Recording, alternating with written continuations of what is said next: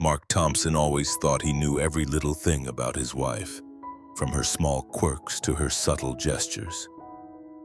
After 7 years together, their marriage felt solid, secure, with no room for doubt.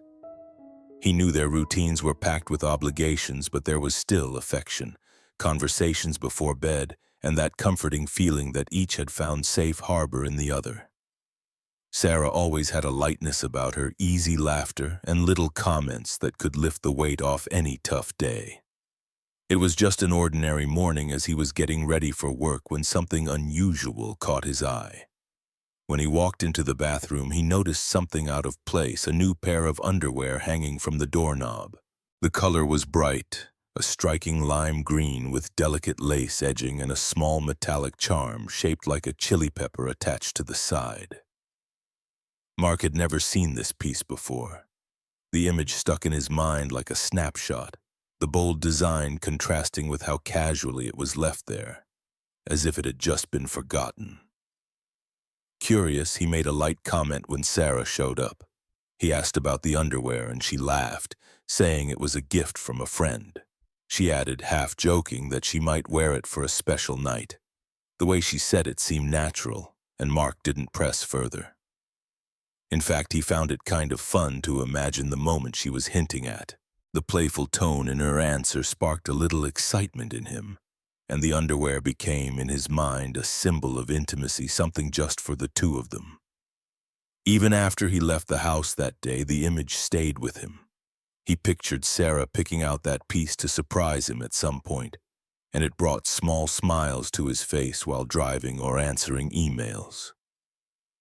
In a long marriage, little gestures like this carried special weight, keeping the spark alive that so many couples let fade. In the days that followed, life went on as usual.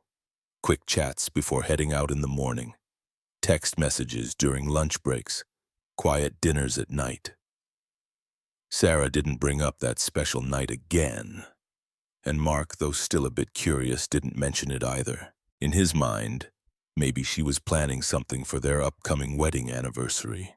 The vibrant green and the silver chili charms still popped into his thoughts from time to time like a silent invitation to something waiting to happen. At that moment, he had no idea that this seemingly innocent detail would become a turning point. To Mark, everything he saw was just a private, playful gesture from his wife. He didn't feel any reason to question where the underwear came from, or worry about what it meant.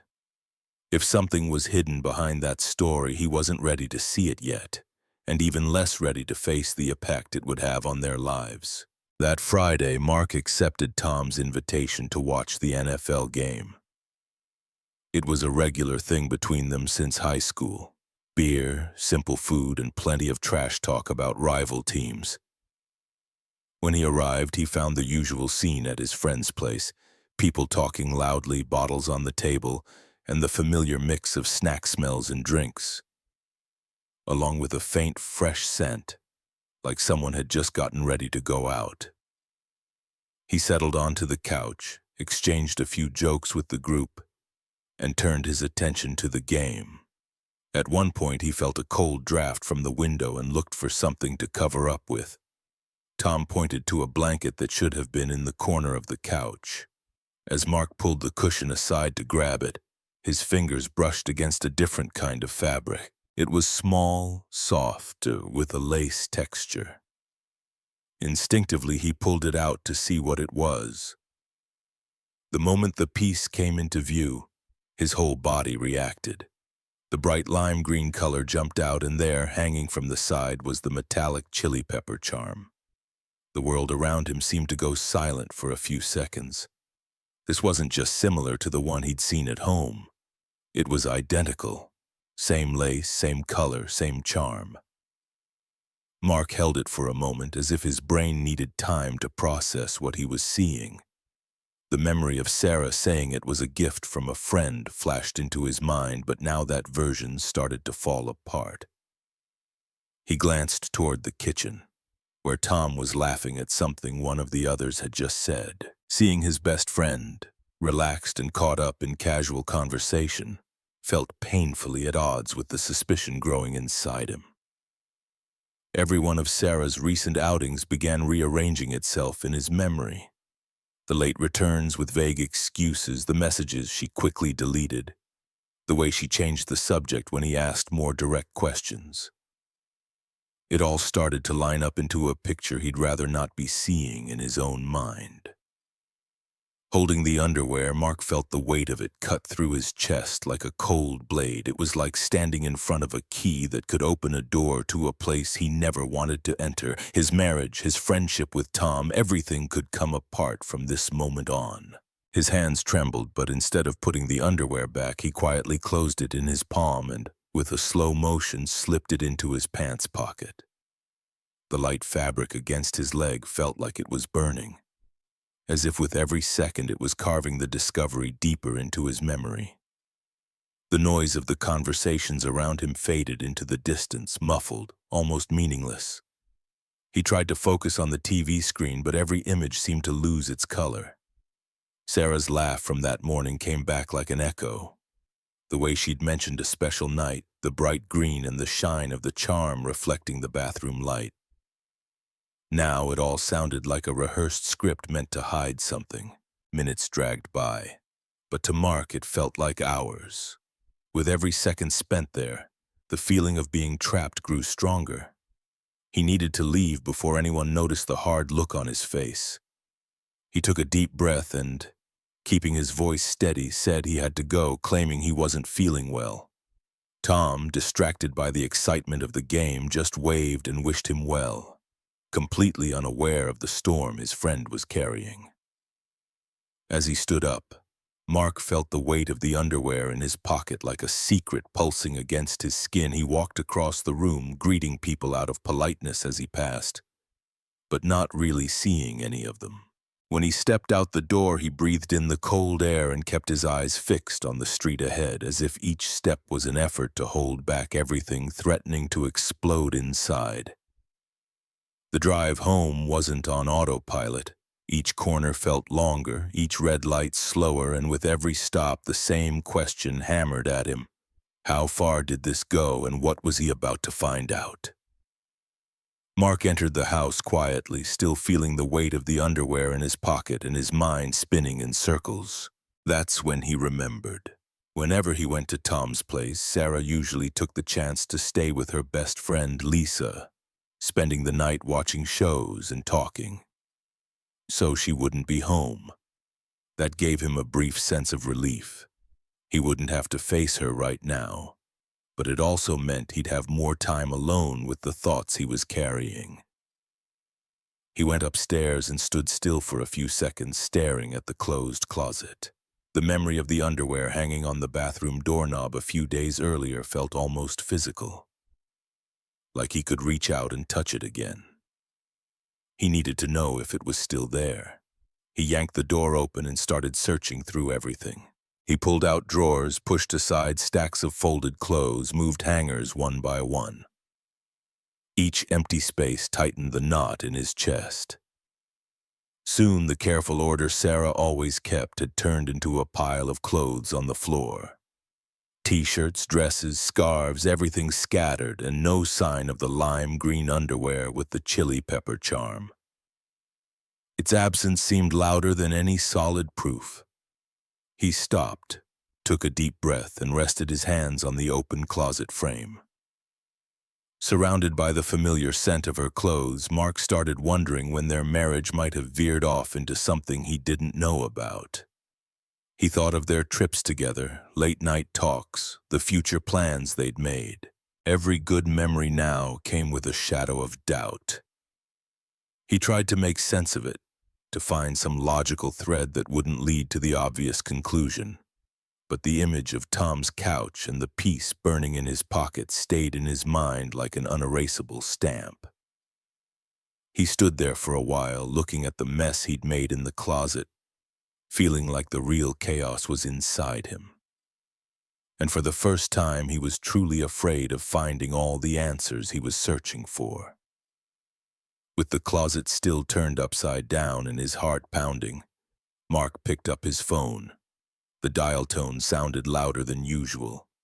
as if each ring marked the seconds he was about to lose between them. When Sarah answered, her voice was light with background noise, probably the TV on. "Are you going to be out late?" he asked, trying to keep his voice steady but with a weight he knew she'd notice. "I need to talk to you." There was a brief silence before she answered, like she was choosing her words. "We're in the middle of a show at Lisa's, might be a while.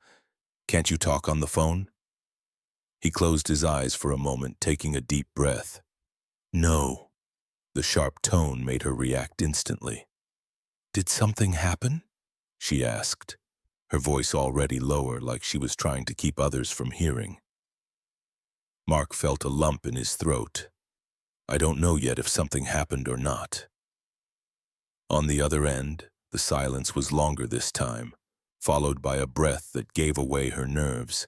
"I'll come home," she said without hesitation. He ended the call without another word. He stayed in the bedroom, surrounded by the scattered clothes, listening to his own heartbeat like it was a fast-ticking clock. Every minute until she arrived would be a minefield, and he knew that when she walked through the door, nothing would ever be the same.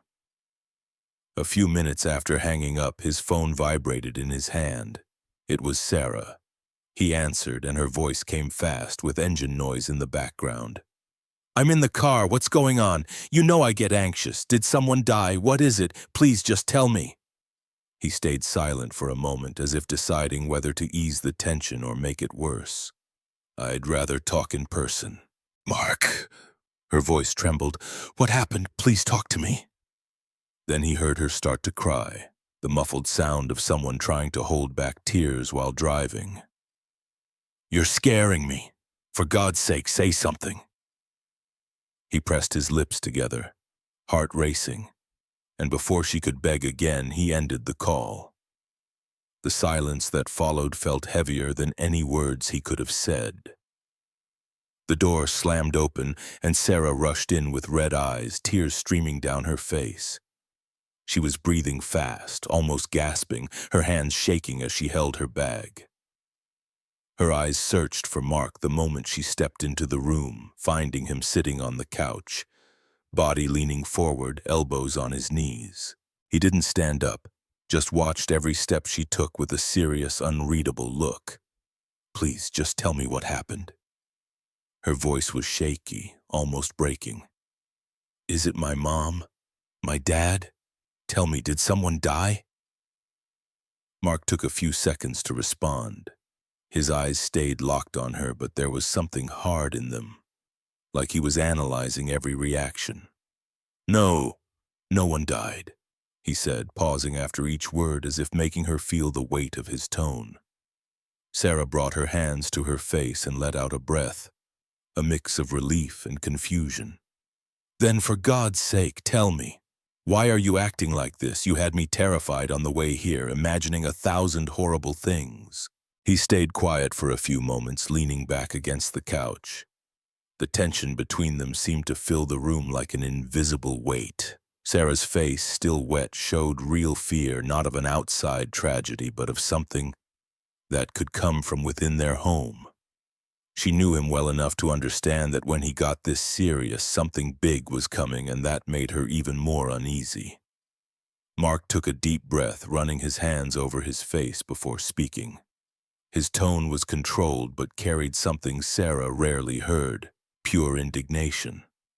"I went to Tom's place today," he began, not looking away from her.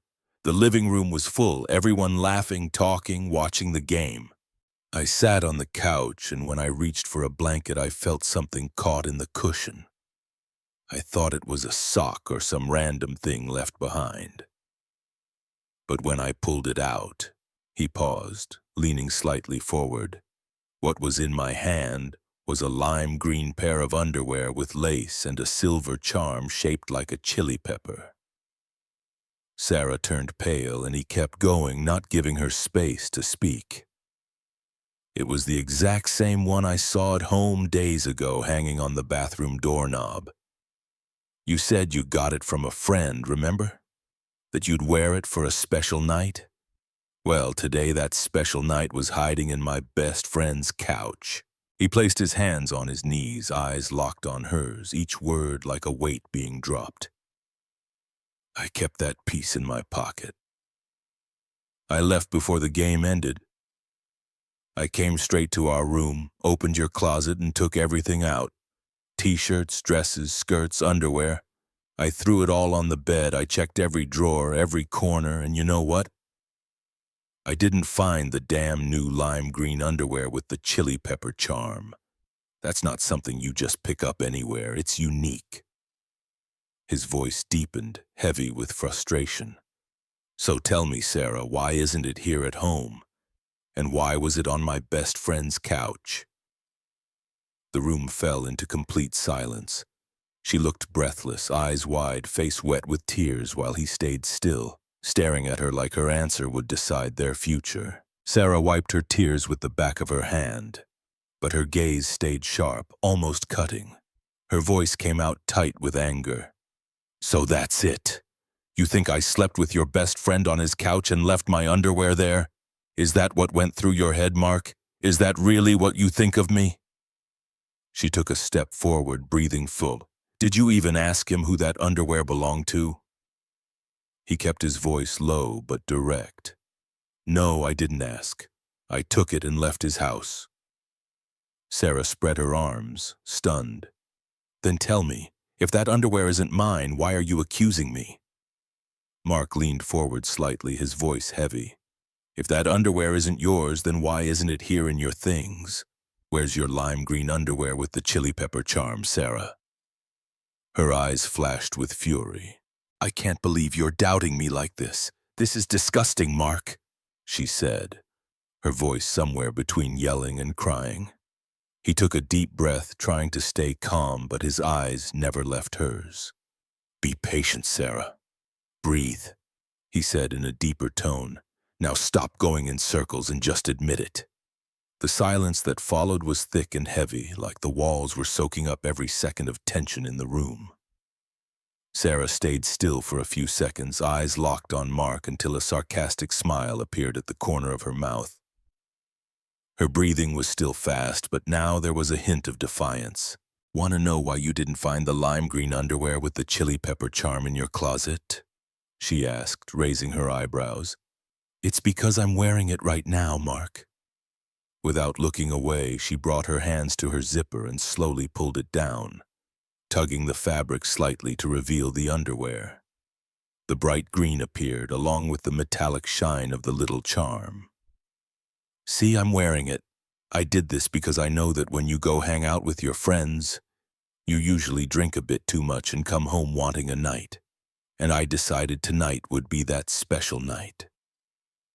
She took a deep breath and stepped back. Now, whose underwear did you find on your friend's couch? I don't know, Mark. And honestly, if you really want to know, you should ask him, not me. The color drained from his face. A cold wave ran through him as he realized how badly he'd messed up. He stood up, feeling the weight on his shoulders, and took a few steps toward her. Sarah, I'm sorry, I was wrong.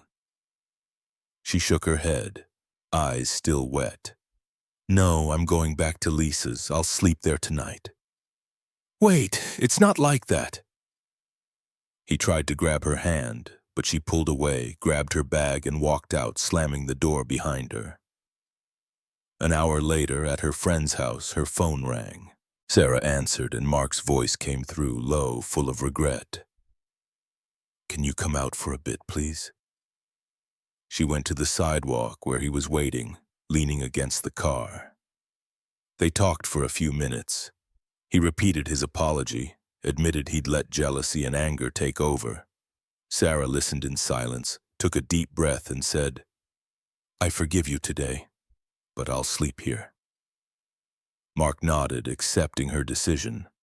He drove home alone, carrying the weight of shame for having doubted the woman he'd always believed he knew completely.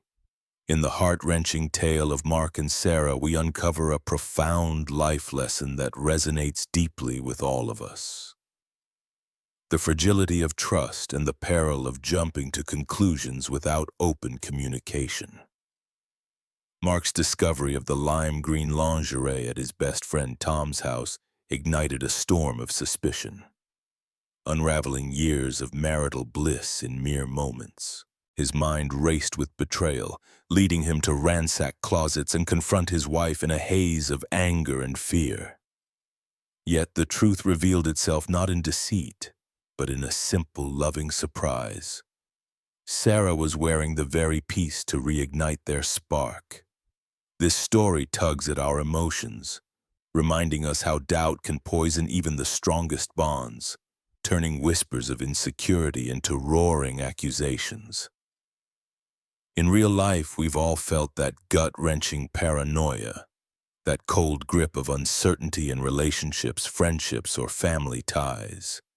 It teaches us to pause, breathe, and seek clarity before letting assumptions shatter what we hold dear. Trust isn't just given, it's nurtured through honest dialogue and vulnerability. Imagine the pain Mark endured, the regret that lingered as Sarah walked away. It's a wake-up call to cherish our loved ones and question our instincts wisely. What about you? Have you ever let suspicion cloud your judgment? Share your stories in the comments below. I'd love to hear how you've overcome similar moments.